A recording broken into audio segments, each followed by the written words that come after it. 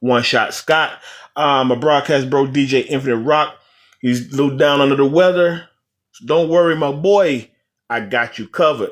This is what we do over here on the swivel. Hey, we have the best barbershop talking sports and viral news. So watch. When you watch, hit that like button. It puts us in the algorithm. So go ahead, share, comment on what you want to see, what you like, any points and takes that you wasn't vibing with. We want to know what's going on with y'all. So, and subscribe if you haven't. So let's turn up once again back on Shannon Sharp's YouTube. So Gualas, listen. In the NBA playoffs, the game ones were dope. I thought we were gonna have a crappy playoff on both sides because in the game ones we both had overtime games. Wemby and Jalen Brunson went crazy, showing out. We had one side where, as we saw, the Spurs won game one, double OT, 122 to 115, where Caruso went crazy. Shea came along for the ride a little later in the game. Wemby did Wemby things. Wemby looked like the guy everybody was saying, like, maybe they can do it now. Not next year, maybe not a year later, but now.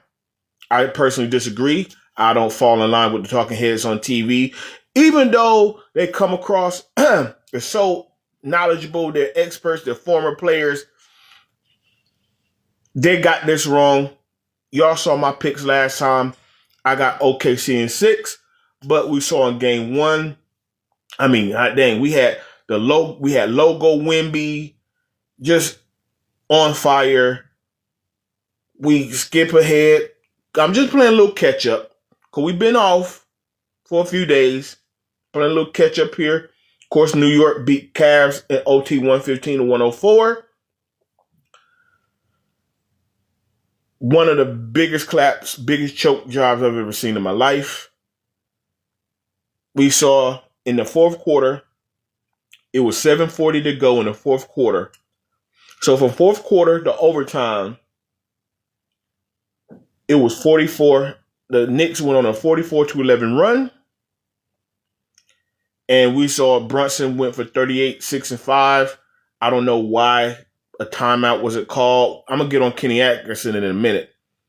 No timeouts was called. Bad defensive matchups. You didn't force the ball out of his hands. Jalen Brunson went crazy game one. Spotted Mitchell, he was too passive. James Harden, it was a cluster. It was bad defense. But kudos to New York. I don't like how y'all celebrate. I know y'all ready to turn up. I know y'all ready to go crazy, and I think they're saying that New Yorkers can't do the big watch parties anymore because they're going nuts outside. Game 2 and game 3 in the OKC Spurs series. OKC won both of those games, 122-113 and 123-108. Those were the Caruso games. Those Caruso games, SGA looked like an MVP. He woke up in game 3. I mean, just going over the numbers here. Caruso 17 in game 2. We had OKC in game 3 with McCain with 24, Wallace with 11. Like I said, SGA finally came alive.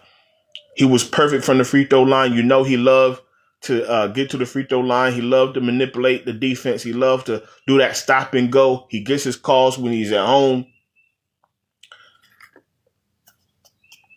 But it was Wemby. Even though Wemby had 21 and 17 in game 2, which isn't bad. And then Wemby had 26 and 4 in game 3, which isn't bad also. But Hartenstein putting body on him. Y'all saw they were getting away with a lot of grabbing, the guy looked like he's dang near ripping his jersey off, grabbing out the arm.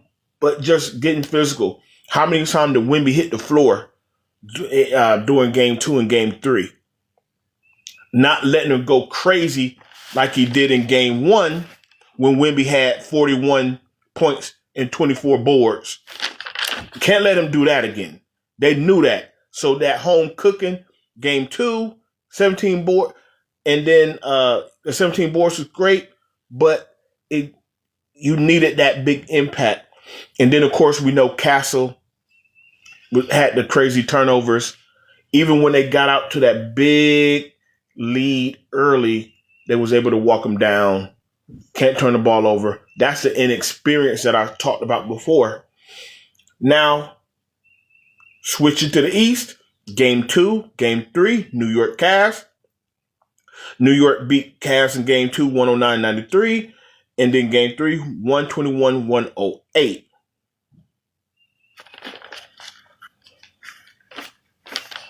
I said, look,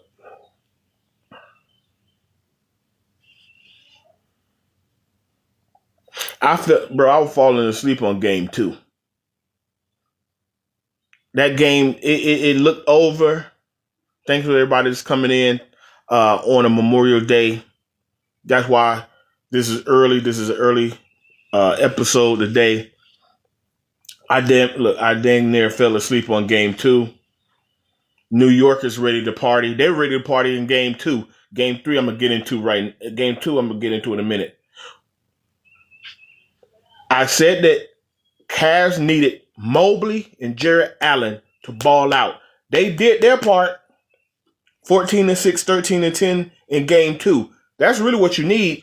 You need Spider to be what he was in Utah. What he did against Detroit. Something like that, where it's 30 plus points, a 40-piece wing dinner is one of the talking heads always talk about wing dinners. I guess the big dude always hungry and shit. But look, he needed that Utah Spotter Mitchell game. Flat out, period. Didn't get it. Didn't get it from him. Harden. I've seen enough of Harden. You didn't get nothing from Merrill, Strus, and Dennis the Menace. 4 points, 5 points, 4 points. And Dean Wade, well, you about to get cut. He had 3. The other game he had 0, but get into that. New York handled business. OG Cat, even though Brunson didn't have the crazy game he had in game 1, didn't matter. And of course, game 3, back in Cleveland, in front of Travis Kelce, in front of Swifty, didn't matter. Screw that. Cavs had no fight. I get the game was technically over, but like with a minute and some change left in that game, they just stood around. All right, go get another layup. All right, go get another shot off. The Cavs quit. No fight.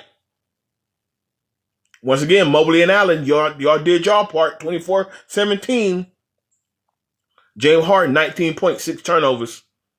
Once again, he does great in the regular season. He plays like me in the playoffs. Maybe he needs some of those, the girl from Area 29 from Houston. If y'all know, you know, Area 29.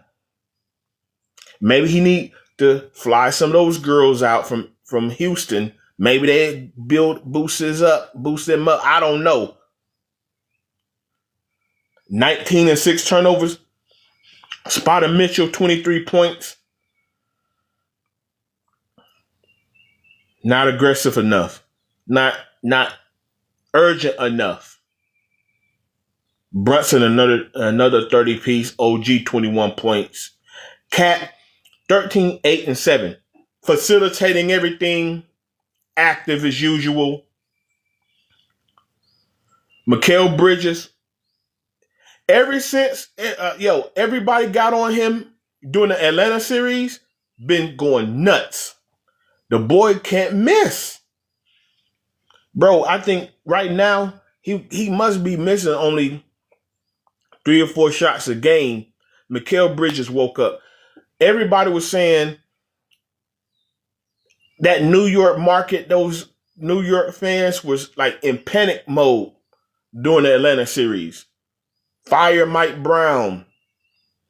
Fire the GM. How could you give up 5 first rounder for Mikal Bridges? Mikal Bridges had a game where I think he didn't have any points. And Mikal Bridges been cutting up ever since. Even the game before that in game 2, which was the Josh Hart game, he still came along for the party. OG, like I said, Shamet, his 4 3-pointers.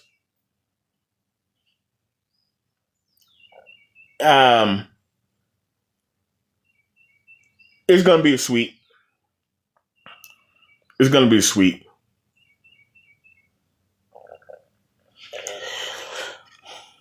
Passive.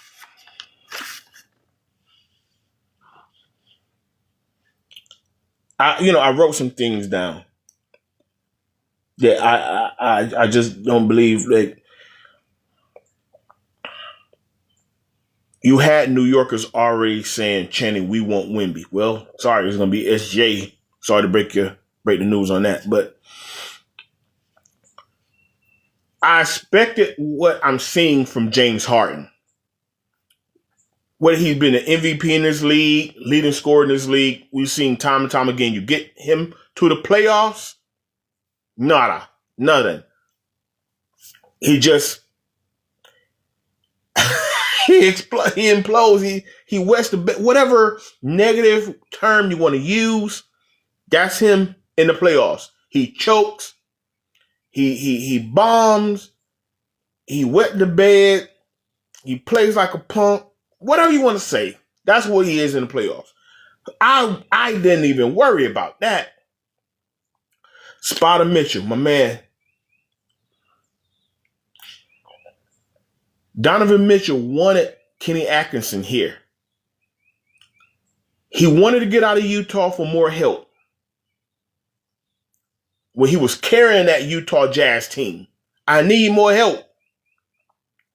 You came to a team with help. You didn't like the coach. They got rid of the coach for Kenny Atkinson. You got what you wanted. You got everything you wanted. You've been passive. You turn down shots when you should. You turn down shots when you got to be the man. Because I came into this thing thinking, okay, Brunson gonna give you games where he gonna drop 30 plus. So Mitchell gonna match that. I've seen them do it in the past. So Mitchell gonna match the 30, the 28, the 29, the 33. They're gonna cancel each other out. So OG gonna have to play great. Mikal gonna have to do his thing. Cat gonna have to do his thing. So on the Cavs end of it, Mobley and Allen, those combined like my X factor. Strus got to get hot like he can. And Harden just give me like a good quarter and a half from you. Protect the basketball. Make a few of those floaters that he loved to do, get in the lane and do. Maybe knock down a 3. That's all I need from you. So like when he had like 19 points, how about not the 6 turnovers? But then with the 19 points, Spot only had, what was that? He only had, excuse me there. He only had, with a 19 spotter, Donovan only had 23. When Brunson had 30 in the last game. So instead of 23, how about you match Brunson's 30? You had 32, 33. You got to match energies here. Mike Brown is going to get Kenny Atkinson fired. He's out coaching Kenny Atkinson. Out coaching Kenny Atkinson. He's going to get him fired. And then this goofy comes out. For one, before I even said the goofy stuff that came out of his mouth, they're gonna make him fire Kenny Atkinson because bad timeout with the timeouts and the clock management, horrific. When going back to game one, when the Knicks were making that run, what was that, the 44-11 run? You mean to tell me you got to break the run? Let's huddle in. Let's talk about this. Let's make some defensive adjustments because we're getting murked out there. That's coaching. Coaching matters. Thank you for the likes. Coaching matters, right? No adjustments. You got to get in your player's face and say, hey, I need you to do this. I need you to be aggressive. I need you to, we need some double team. We got to force the rock out of his hands, blah, blah, blah. And here's the kicker. Kenny Atkinson went in front of the media and said, he said, we're analytically, this is what he said. Analytically, we've won 2 of the 3 games.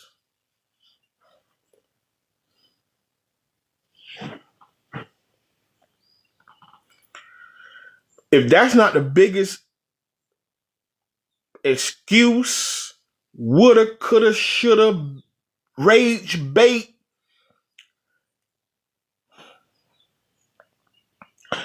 I don't know who the GM of Cleveland is. I think his name is Dan Gilbert. I believe he's still the owner of the team. When they get swept, I'm firing Kenny Atkinson immediately. You go out there after your players quit on you. You choke away game 1, and you go out there and say, analytically, we won 2 of the 3 games. That's like me saying, well, in my mind, I got $1 million, even though I only got, in my mind, theoretically, I'm a billionaire. Realistically, I got $5.99 in my pocket. Like, this is like the debate about analytics. That, you get these eggheads and say, okay, if we shoot X amount of threes at this percentage, we'll win. If you go, we're more likely to make X amount of percent if we shoot from the right, from 15 feet from the right or here from the left. If I'm trying to use like other sports, give me a minute. Let me think something like football. X amount of percent of the time, they're going to run left. A left sweep, a toss, this many times, or by percentage on second downs, play action. They calculate, they configure it. You got the eggheads up in the booth, in the meeting rooms. This amount of time, boom. He's going to go to the right this many times and take the 15-footer. Boom. If we shoot, because I believe this is basically what doomed Boston. If we put up 45 to 53s and shoot at this percent, we will win. And then they clanked all of them. And then they didn't readjust in game 7, but it was too late and Philly beat them. In this case, whatever their analytics are, he figured by analytics, by the numbers, they have won 2 of the 3 games where realistically they're down 3-0. When analytics work, everybody in the room look like a genius. When it doesn't, you're down 3-0. And here's the thing that blows my mind. This is why you get, people like myself on podcast or Charles Barkley. He is the biggest person that you'll ever see on TV, not literally, that will talk against analytics. But here's why. And me, and my broadcast bro, if DJ Infinite Rock, if he was able to go today, he would say it because we say it all the time. Coaching matters. You can have the X's and O's, but you don't have the Tom and Joes. It's not going to work. So in this case, it's like a coach that have this great system. Phil Jackson, the Shanahans. If I don't have the players to run the triangle offense or that West Coast system, it's not going to work. You better know who your personnel is and be a real coach. Don't try to fit a square piece into a round hole. I ain't pausing. Then that's how you succeed. So if you see in real time that your analytics aren't working, well, we said, if they go this time, this many times, we do this many times, we shoot this many times from this and that percentage, and this time, that percent, and they go this way, this many times, they're going to be a pack. If you see it's not working in real time, the flow of the game, the momentum shifting, right? And you see it, and you're too stubborn to get out of it, you're going to be down 3-0. If it's not working, whether it's one of those extended TV timeouts or at halftime, hey, we're going to have to scrap some of this. We see that this isn't working. We're not knocking down a shot. Let's run some sets. Let's get some easy buckets. You guys obviously got to get in a rhythm. You got to see the ball go in. You got to see this going on. So, boom.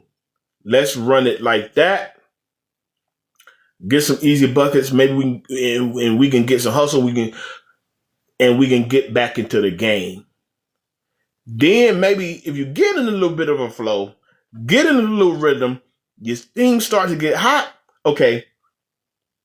Now let's incorporate a little bit of that. But when I'm getting my ass kicked, what do I see?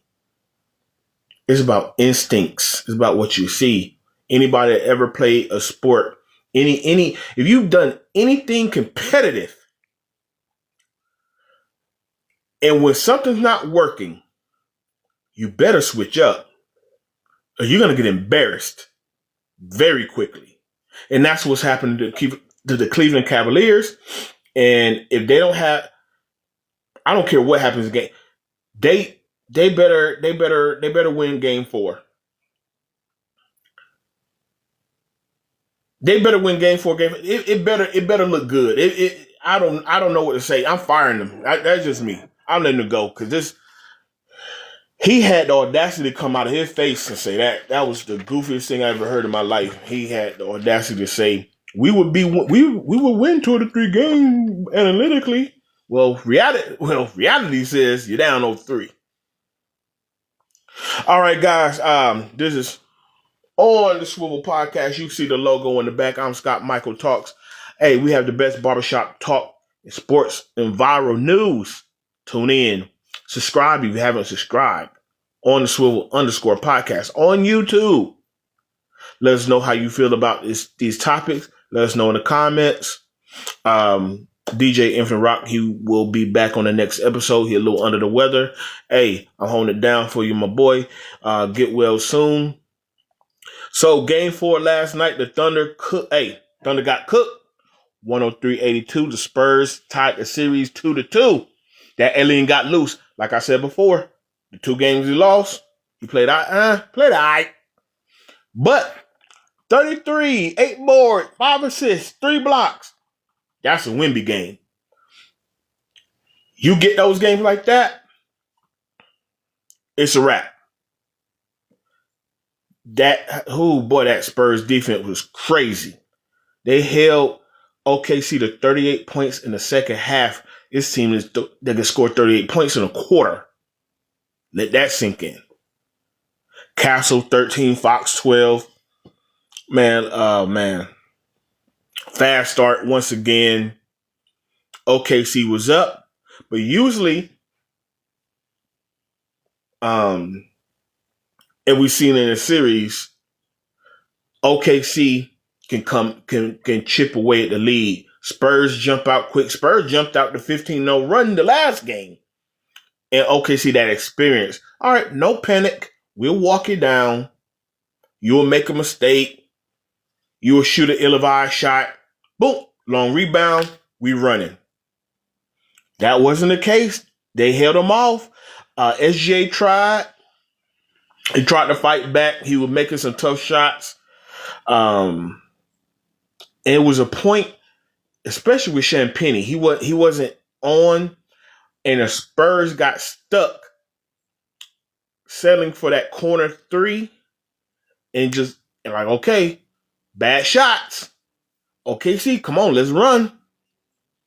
They still got over it because of Wemby. He had the Wemby game. He had 22 points in the first half, and we all saw he ended the half by hitting the half-court shot. The place is going crazy. The Thunder could not steal the crowd back. They could not quiet the crowd. That's what happened. You take that momentum. Once again, analytics. What do you see in your face? Let's see how the momentum shift. If you're running your analytic game, let's see the momentum shift. Let's see how the game is playing out. Hey, coach, what do you see? But I'm gonna leave that. I'm telling you, that Kenny Atkinson thing pissed me off. Anyway, but the third quarter, that's when it was over. OKC couldn't stop turning the ball over. Castle and Wemby kept the foot on the neck, kept the foot on the gas. The same way I applaud what the strength of OKC, their bench, the role players, the other guys, they did not come to show up. Caruso been playing. Caruso had played so well, especially these playoffs. It make you want to say, hey, Rob Pelinka, what happened? You don't want to give him no money to keep him in LA? That's a 3-and-D guy that you desperately need right now. But Caruso gave him a goose egg. He gave him nothing last night. Chet gave him nothing last night. 10-9. SGA, like I said, he was trying to hold the Wolves back, but 19-7 will not cut it. And I mean, that place, what they were doing, like one of those foreigner chants, obviously because Wemby from France. They made it sound like we weren't in America. Like it was one of those ole, ole, ole, ole. I mean, obviously San Antonio, obviously that's by the border, but then the team is by the border, obviously San Antonio. Then your superstar is foreign born, so it was just a crazy atmosphere. The Thunder couldn't get them to shut up. It was a great moment. Cornette pre-game, they had the nuns there. The nuns, they prayed on them, they blessed them. So we all saw, especially in the games that they lost, they like to take Wemby out like mid-quarter. They give him that little break mid-quarter. Cornette comes in, and Cornette hadn't given him anything. So you take Wemby out, the team is in the minus until you bring Wemby back in. But this time, Cornette gave him putbacks, crucial rebounds. He got a dunk. Everybody going crazy. The nuns loved it. The nuns put the blessing on him. It was everything. After that, I ain't gonna lie. After that, fourth quarter, I turned this up. I'll talk about it tomorrow, and I went to bed. I mean, they didn't even play the starters in the fourth quarter, so they not playing the starters. Why am I watching? So I cut it off after that. I'm like, all right, don't worry about it. I'll holler at them. Game 5. Chet, you're up. You look like a punk. You're up. Gotta do something. Thank you for everybody that's coming in live. Holla Guala. Lou Dort, you're up. You gave us nothing. You're up. McCain, now you had a couple good games, very aggressive. Let's see that, you're going back home. So that always bode well for role players. You're up. Caruso, this is probably the worst game of your life. 0 points? Thank you, Keith Wright. 0 points. Goose egg.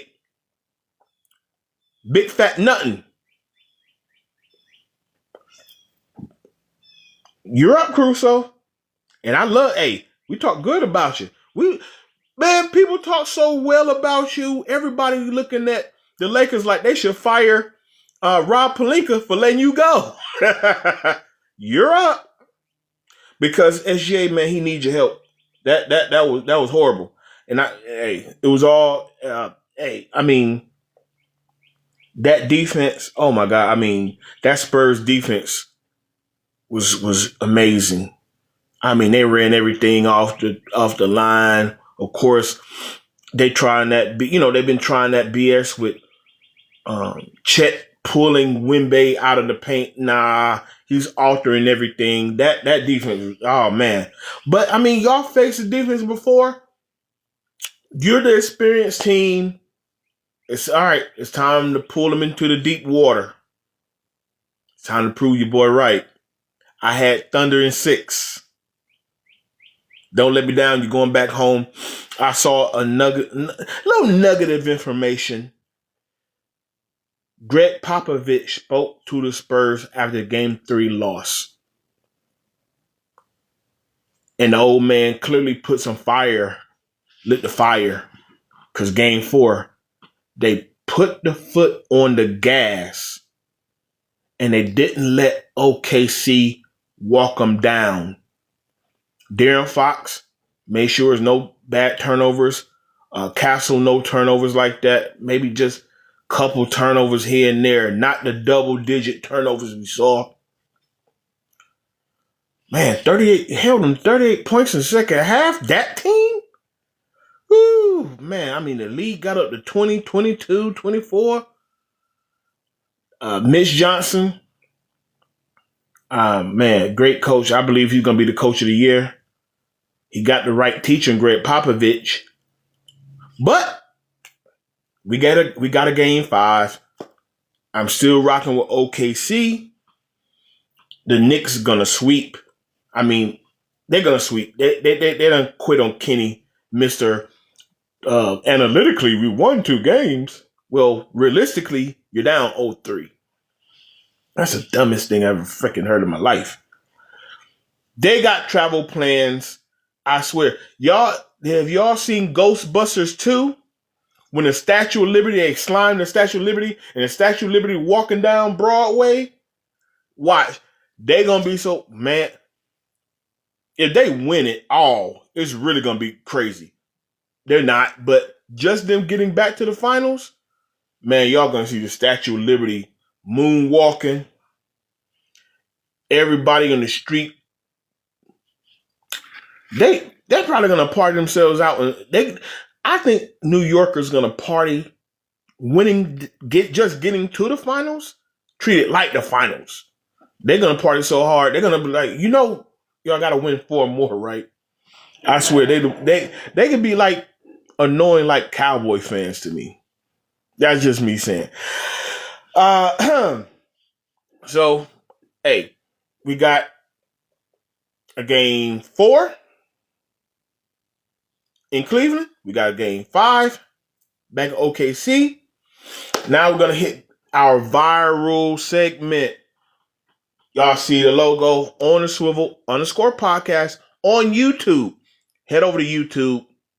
You will see this episode and all of our other episodes.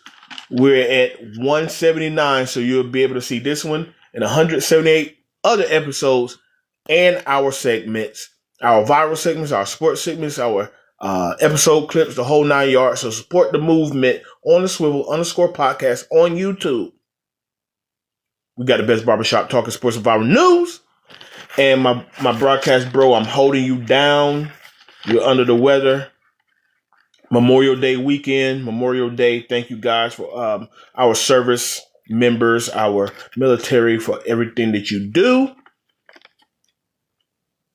Thank you so much. I got family, friends, fraternity brothers, sorors, just in the military. Thank you guys for what you guys do. Jerry 9681 was good. All right, viral. Man, hey, y'all saw that stuff the other night? The Aiden Ross event.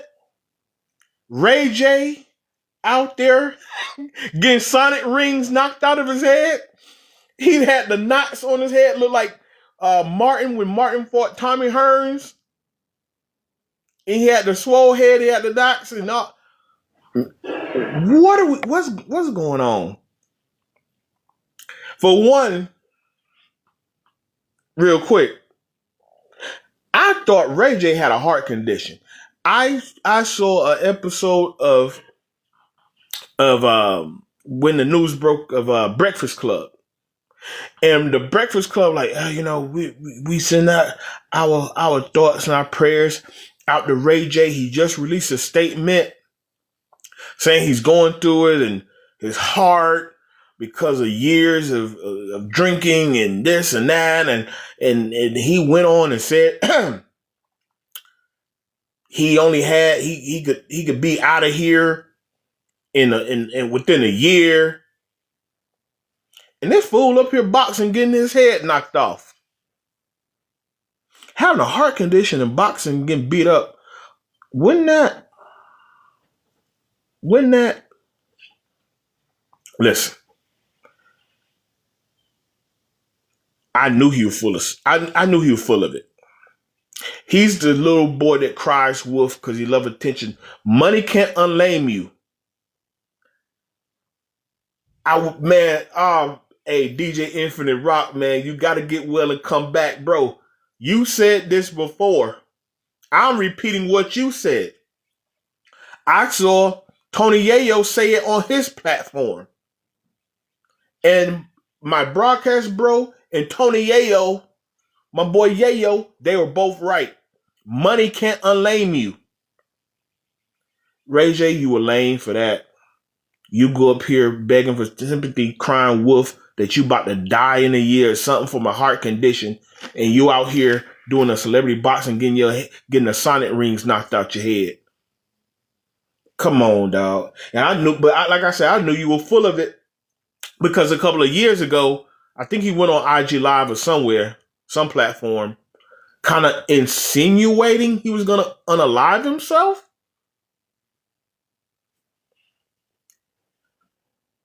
And when I ain't gonna lie, look, I watch the Breakfast Club. I do. I watch the Breakfast Club a lot. So then I see him go on the Breakfast Club, and then you ask a person reasonable questions. Well, what happened with the incident when you went on live and you was insinuating you might, unalive yourself, might harm yourself? He talks in circles. Look, he got beat by a guy named Super Hot Fire. That's all you need to know about Ray J right there.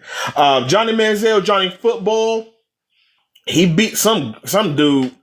Hey, they were MMA for real. What I saw with Ray J, they were throwing hands. Hey, Johnny was kicking. This is what it come down to, Johnny. That boy should have been in it. That boy had that boy. Johnny, y'all don't understand. Some of y'all may be too young. Johnny Manziel, one of the most exciting quarterbacks I've ever seen. His Heisman winner, charismatic. It was Johnny Football. The reason why Texas A&M had the stadium and the fan base they have today is because of that boy. Go and Google him. Go and look him up. He went into Tuscaloosa, Saban and that crazy defense that was stopping everybody, he ran rings around that defense that day. Went and won 2 big bowl games. Feeling, I swear, the Cleveland Brown hell pit he fell into, he was out the league in 2 years. And I don't know what he's been doing. I saw he did like a Netflix documentary a year or so ago. You know, Johnny Football. I mean, now he's fighting in some celebrity, I guess you can call it celebrity event. What was that? I don't know what that. Lance Stevenson, who played in the NBA against Michael Beasley, former NBA players. I believe they both play in the Big 3 league now.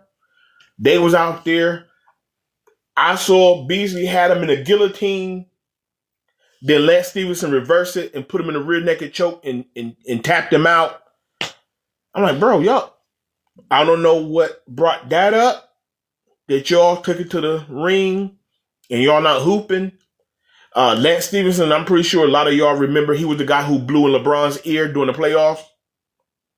Michael Beasley, man, deep guy, you know, everybody, if anybody's seen the interviews he did with the Pivot, and everybody's seen the interview he did recently with Shannon Sharp on Club Shay Shay, check that out. Man, he got a story that hurt. Ooh, boy, he's going through a lot. And I remember during his playing career, everybody just clowned on him like he was a big pothead of the NBA, but it was a reason why he was smoking weed. All the stuff he was going through in his personal life, I see why he smoked weed. Cheese and rice. But we said once again, what was this?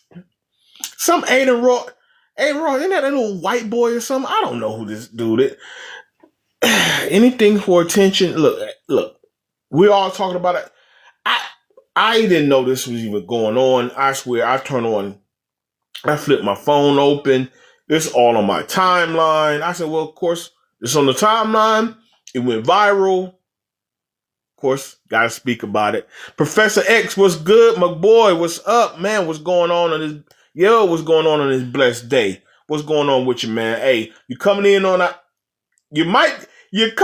the perfect time. You really are, my boy, because I really need you right now to chime in the comments in my live chat right now. Oh man, because I know you are a very conscious brother. I follow you, and I know that you, you drop gems, man. You really drop jewels, man, about what's going on here. Some stuff even I may miss. There's some stuff I hadn't picked up on. But to finish my thought, for Ray J, Johnny Manziel, Lance Stevenson, Mike Beasley, bro, like I said, I guess what they say is show business. I guess a little attention better than no attention. Obviously, it was a payday for you guys. I just hate to see. It's like, dang, I just hate to see that because I think it's all goofy. It's like what are y'all even doing that shit for? But hey, your name is in it. As they used to say when I was growing up, your name is in the paper. So this is a quick, hey, you went viral. Your name was in the paper. Yeah, it was a crap show. Yeah, your name was in the paper. You went viral. You got out of it what you went to get out of it. Anyway, I'll move on to another quick story. Max B, the little short dude, he got out of jail not too long ago, and everybody hyped him up for getting out of jail. After like somebody got unalived. It's a New York thing. I swear, I did not know who this guy was until y'all bombarded me all over the daggone internet and social media over this guy. I don't know who he was. He running around with what's the big head boy?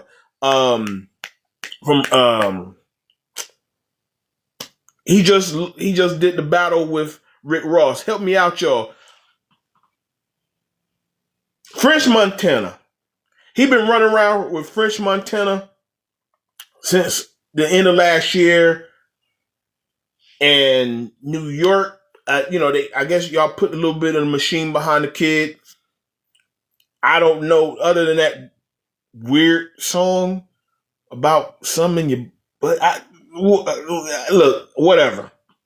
So anyway, he ranked himself only behind Jigga, Biggie, and Nas. I'm gonna say that again.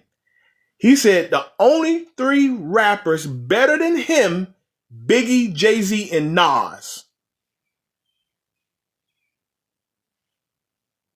Delusion is a skill. Delusion is a skill, I swear. But, it's something about this viral game thing, y'all. About this clickbait game. Look, on a swivel, my brand, me and DJ Infinite Rock, we're building it because we want to entertain and inform. We're building our subscribers and our fan base and our viewers and our listeners and stuff like that. I just would hate to say, dang, I'm so desperate to get on. I have to say the most dumb, ridiculous, delulu, everything I can imagine in the world. That's like me getting on here and saying, you know what? On the Swivel Podcast, I think I'm doing a pretty good job, considering I'm not a celebrity. I'm not a celebrity where you can instantly say, "Oh wow, it's Scott Davis. Oh, let's check on him." Even my show could be complete garbage, but at least you'll tune in because I'm a celebrity. I have a name, so I'm getting it out, literally out of the mud. Once again, on the Swivel Podcast, getting out the mud. But I would be very delusional to say we are better than Nightcap. I would love to say that one day, but I can't logically say that right now. I would love to say, you know what, we're gaining ground, we're going to heal because I know I can talk it. I got people coming into the show, and I got some surprises coming up within the next few months. I'm working on some things, right? That would be what you say, Professor X? That's like LeVar Ball saying he could beat Jordan. Exactly. Delusion is a skill. Bro, whoever said, let's turn on that, hey, give me the aux cord. Give me the aux so I can put on that Max B. Said no one ever. What song he has out now? I'm assuming if you live within the New York tri-state area, they play his songs. I'm assuming.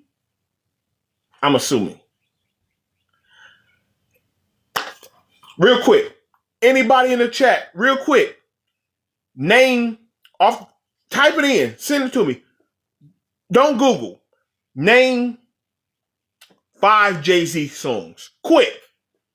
Name 5 Nas songs. Quick. Name 5 Biggie songs. Quick. Because he said these are 3 people that's better than him. Even though I can say, name 5 T.I. songs. Quick. Name 5 Ice Cube songs. Quick. Name 5 Young Thug songs. Quick. Name 5 Future songs. Quick. Name 5 Jeezy songs. Quick. And then after, I can run down lists. Name 5 Eminem songs. Quick. Hey, y'all. Name 5 Max B songs. I'll wait.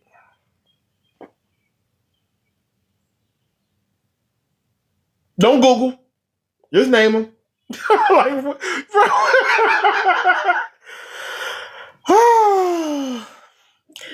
What? Hey, what'd you say? At water gun, at water pistol point, could you name Max?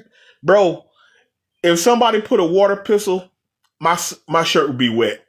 Just go. Somebody got a water balloon. Say, okay, name 1 Max B song. I'm gonna hit you with his water balloon. Man, bro, just go ahead. Can I get an umbrella? Once again, delusion is a skill. I would love to say I believe we're great. I know I'm great. I know we can inform and entertain.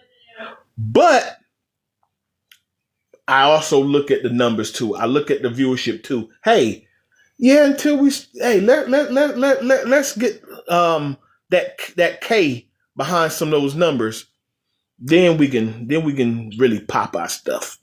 Delusion. Enough with that guy.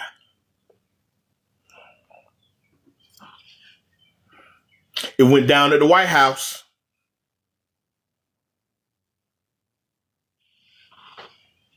They said a mentally ill man was unalive behind the cause of a pew pew at the White House over the weekend.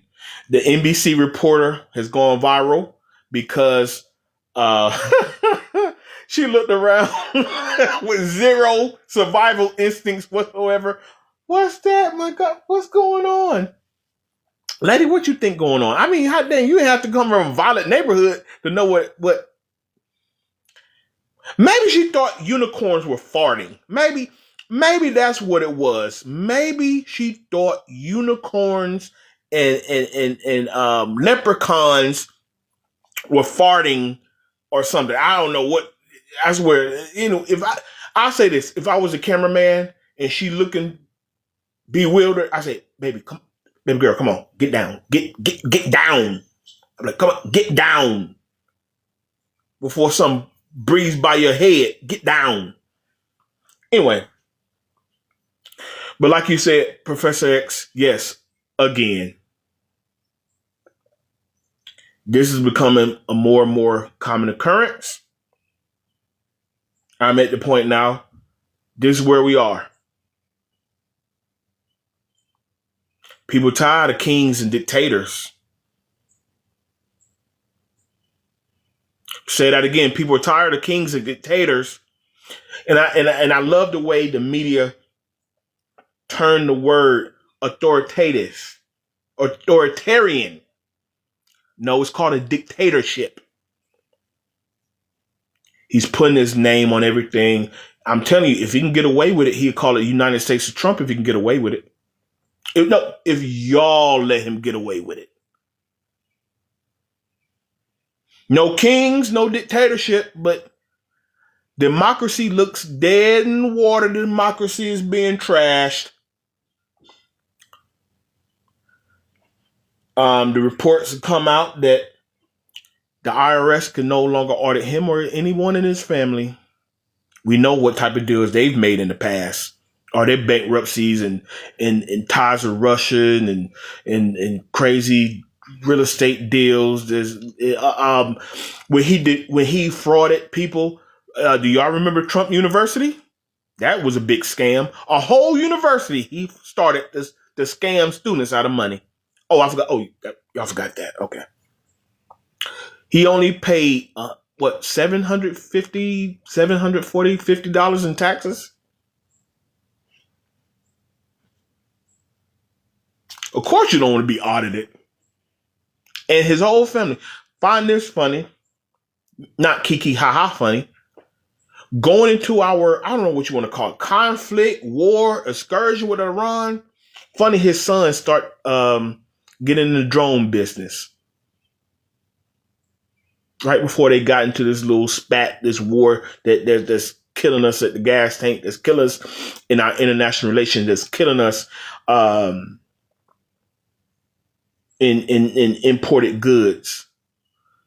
You mean to tell me the Strait of Hormuz was open, you bombed it, they closed it, now you want to bomb it to open it again? But okay, but your son made billions, made millions and millions and probably billions because he invested in drones, knowing his daddy would go out to take them to war. But hey, no IRS edit anymore, so run free. More wasteful spending. Like people do see you. More wasteful spending. The judge had to stop that ballroom deal, and the January 6th insurrectionists, they pretty much received money they basically, what are we doing? The insurrection, these criminals, they all know the number of people that went and terrorized. Remember, these supposed to be patriots that love cops, right? Y'all love cops, but y'all injured cops during January 6th. So I guess selective love and hate. Anyway, y'all select when y'all love the police and select when y'all hate the police. That's what y'all did. Anyway, I guess, whatever. I guess it is what it is, right? With that. So these criminals who were in jail now to get money to fight legal fees and this and that. Matter of fact, when he pardoned most of these people, and I'm using people very loosely, they ended up committing crimes and went back in. Funny, you let criminals out, and when they got out, they did criminal activity.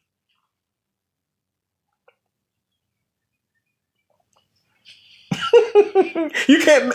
What they say, truth is stranger than fiction sometimes. Yeah, bizarro world. You know why? Actually, we're not living in a bizarro world. The general, thank you, Mike Pan, for coming on. It's not a bizarro world. This is the world they wanted to live in.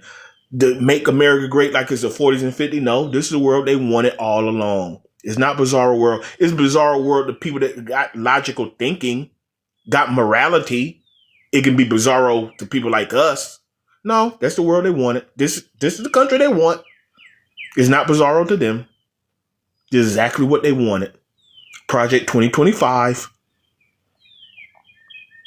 This is exactly what they wanted. You bully people in the news media, make them afraid for their livelihoods if they report on this guy, and I'm using guy loosely. You got a whole talk show canceled, removed off television because they punked CBS Paramount because Colbert didn't align himself with your ideologies. What you say, user 6960? Yep, sure did. One of the guys that got locked up, Gen 6, yep, for PDF. You know, I get kicked off if I say, but yeah, for child, yep, yep, one of the worst offenses you can ever do. I put unaliving in PDF. That's 1 and 2. Screw taking a life and messing, abusing children. That's 1 and 2. That's horrific. Oh no, but hey, they're riding for me. So no money for reparations, but y'all give money to criminals.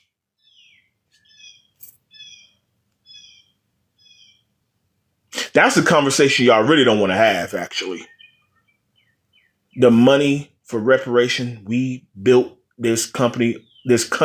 Well, you know what? I call it a company since, remember, that's how he baited a lot of y'all. I'm going to run it like a business, which everything in this world technically is a business, but I'm not going to get into the weeds of that. But blood, sweat, and horrific tears. Nah, fuck all that. And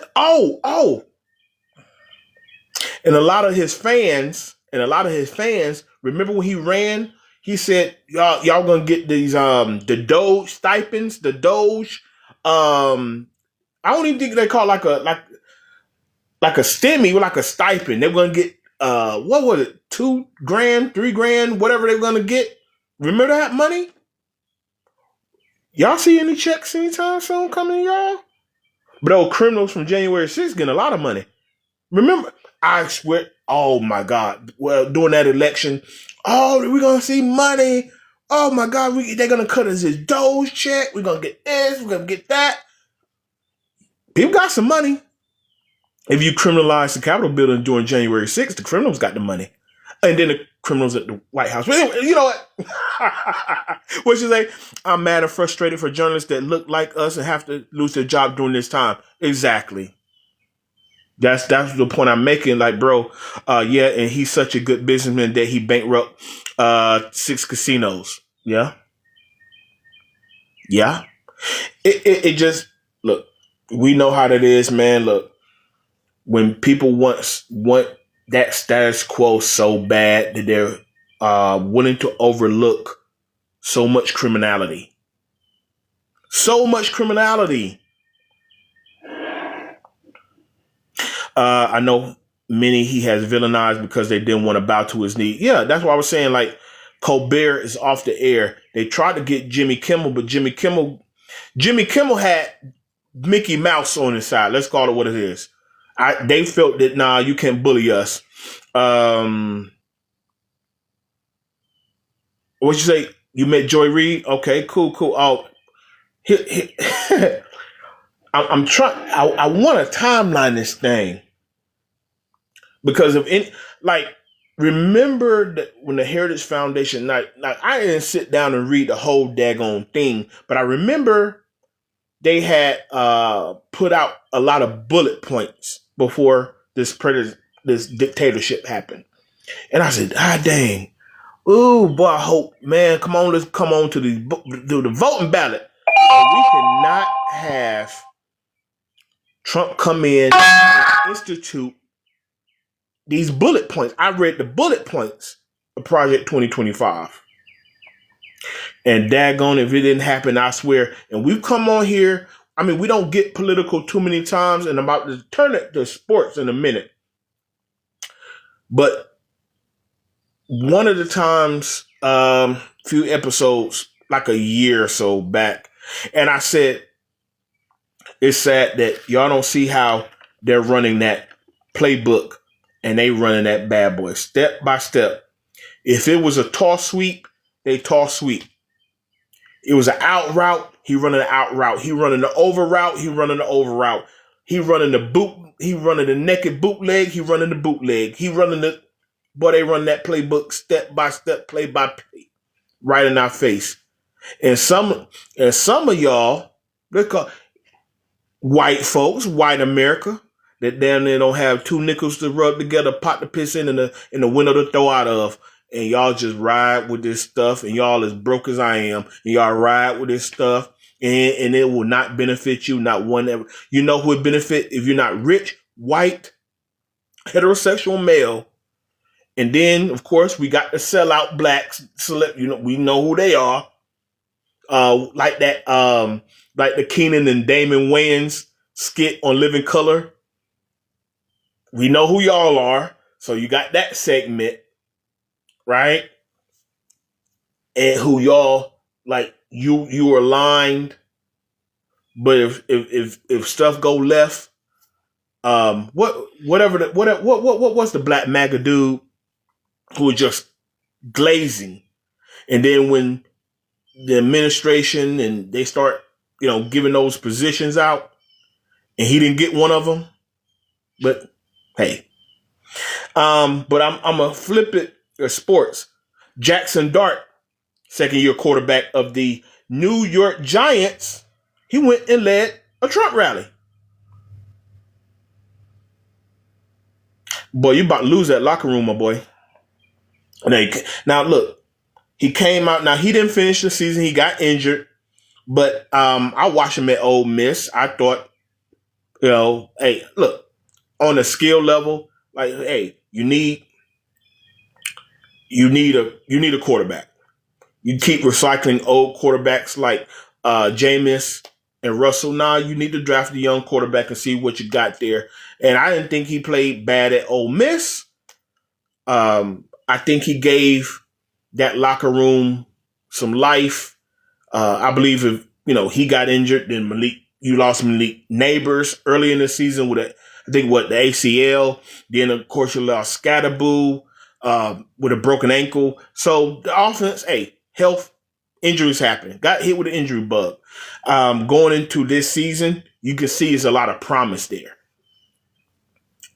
This is why you keep some shit to yourself. This is why you keep stuff like this in the locker room, out of the locker room. I know Carter came out on social media. He soon walked it back. Now, you didn't like that. You're a young black man, and your quarterback is rallying the troops in Trump land. You didn't like that. You know what? We know the politics. the GM, the coach, or whoever called you to the office, like, hey, we got to rally behind him. We got to rally behind our quarterback. You know, that old good boy talk. You know that's how you really feel, Carter, Abdul Carter. You know that's how you felt. They came to you to walk it back. You're causing a stir on social medias. That's what happened there. Don't let nobody fool you into thinking that's not what happened. You lose in the locker room, boy. I'm gonna tell you this. And look, now I know. Look, hey, like I said, young man, cool. I'm not. Trust me, I'm not surprised because he fit the criteria. Young, rich, white, male. He fits the criteria, so I'm not surprised. People forget once upon a time, Tom Brady, when Trump was running the first time, Tom Brady had a MAGA hat sitting in his locker. People forget he got crushed for that. He took the hat out of his locker. People love to forget. Tom Brady's a Trumper. He was full support. They killed his ass on social media. He took that hat out of his locker. Yeah. You know why? Here's the oxymoronic divide and the just the pure irony, the contradiction of politics and sports. They've always gone hand in hand. As long as it's not in your locker room. See that? Regardless what side, because I can juxtapose the position if a black quarterback had Obama stuff hung all in his locker room and he went to an Obama event and a white player said, "Oh, I don't do that." And he goes on social media, "Why my quarterback support Barack Obama? I don't do that." That locker room politics thing. And here's the ironic thing about sports and politics. You can go back to Jesse Owens running in Nazi Germany in the 40s. My brothers, after they won the track meet in the 60s, you saw what they did to them. Muhammad Ali not fighting in the Vietnam War, because he said the Viet Congs ain't never called me a nigga, right? They locked him up. The summit with Kareem Abdul-Jabbar, Jim Brown, Bill Russell, all the prominent black athletes and some entertainers at the time sitting down to have that summit. You can fast forward. Hey, you can fast forward. One of the things that Michael Jordan got criticized when he said Republicans wear sneakers too. Even though that's more trivial, but that was still a hit because he didn't publicly support a black candidate in North Carolina. Obviously, we know Colin Kaepernick when he kneeled. So politics and sports have always run hand in hand. Don't ever let nobody tell you different wise. But then the funny trick of it is the locker room. Because money, religion will split up a locker room. Hell, it'll split up a household. Forget sport, it'll split up a household. Money, religion split up a household. So what Colin Kaepernick did, now he was on the right side of it because obviously that was against police brutality. But here with a divisive, racist president. So, and see, this isn't like Joey Bosa. This is not like Joey Bosa. You're a defensive end. Joey Bosa want to wear the MAGA hat and all that. Jackson Dart is a quarterback. You look at very different. Now Bosa, he's taking his slack. He's taking his hits. But you're a defensive end. And, that can kind of be swept around a little bit. Jackson Dart, you're a quarterback. You better keep that red hat at home. Because here's the thing. As the quarterback of the team, you're suspected to lead 11 men. Well, 10 other men, I should say. 10 other men on that field. And they suspect to have your back. Because anybody on that offensive line don't mess with you, you're going to get your head torn off. They supposed to run them routes. They supposed to fight for you. They supposed to run through a wall for a quarterback. And you divisive in your own locker room? All right. All right. I seen quarterbacks get thrown on the bus for less. Ask Jalen Hurts in Philly. When his receiver didn't get along with him, and they calling him the most hated. I think they got him on the list of the top 5 hated player. Because he didn't get along with his wide receiver, A.J. Brown. You're going to lose that locker room, boy. What's it say? Mike Patton, what's going on? What, you can't even say what? What's it say? I dislike that Bosa is on the team I love. Yeah, me too, but me too. He was kind of out of sight, out of mind because he got injured last year. But even though, and I said this when he joined the team, because I remember he would text racist stuff against Barack Obama back when he was in college. Oh, I know all about them Bosas. Oh, yeah, they're racist. I already knew that.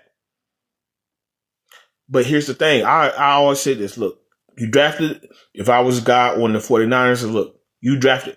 I'm not a GM. I'm not an owner.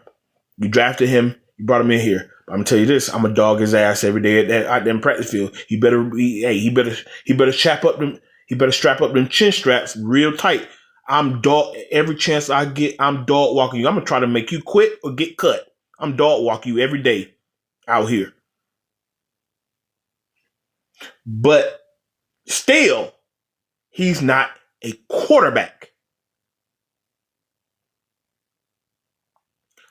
I can exchange a defensive end. A defensive end not gonna ask Myles Garrett in Cleveland. Myles Garrett got the most sacks in NFL in a season in NFL history, and all that did was give him 5 wins. That does not win you games. The quarterback win you games. And you better have 11 men, even the defense, 11 on defense, the other 10 on offense, and the guys on special teams. Their season, the wins, wherever you want to go, relies on that quarterback. And your quarterback is riding with a device. Bro, leave it at home. Some stuff, leave that at home. All right, let them black players say screw you and don't play for you. We've seen, I just talked about, we've seen players quit. They go out there and get a paycheck, but they quit. We just saw it in the Cleveland, New York series. What happened at the end of that game? They were just letting the Knicks just get layups. They quit on that coach now, didn't they? And the coach go out there and talk about analytics. Oh, players will quit on you and still turn around and get that direct deposit. They'll quit on you. They won't say it out loud. Jackson Dart, don't let them boys quit. Don't let them quit on you. They will. You'll see it. They'll quit on you. Look.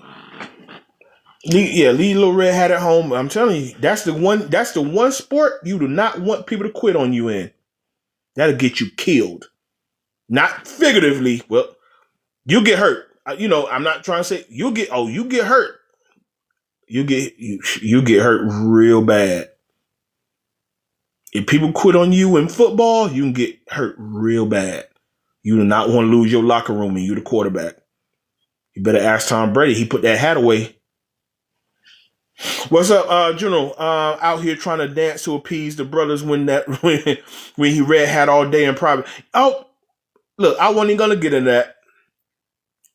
Yeah, I know he be having the chains on and he be trying to because look, he played the game. But you know one thing about that though? The truth will always show itself. Just wait on it. That's why I'm saying he gonna have to do a lot of butt kissing. Training camp starting. Right around the corner. Right around the corner. He gonna have to do a lot of butt kissing. Cause all that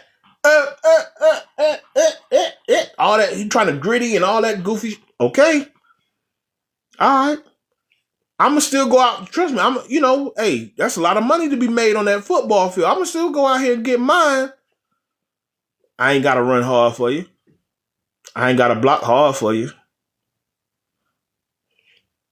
I don't have to make it look good. I'm just saying, people dirty now. Kid Rock played like, I don't know what else, then left as soon as he got. Look, yeah. You right. But hey, it's culture vultures. You gotta, like I said, you gotta give people a little time. When people on that side of the color line, you know what I'm talking about.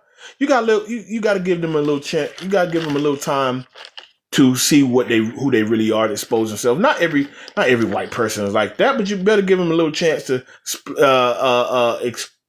expose. I'm sorry, to expose who they truly are,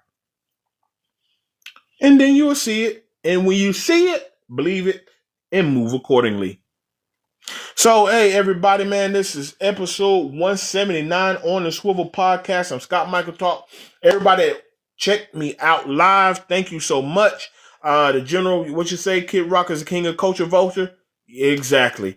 But yeah, man, we're gonna finish this off with that. That was just the big news of the weekend. And hey, look, go out and vote. Go out and do your part.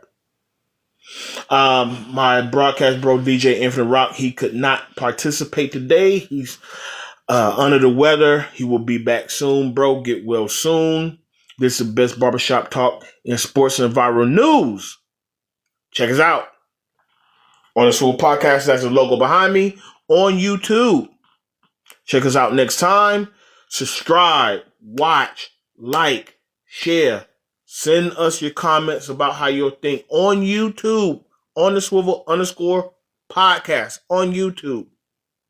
Keep your head on swivel for the nonsense, and I'll see you guys next time. Thank you guys so much. I'm out.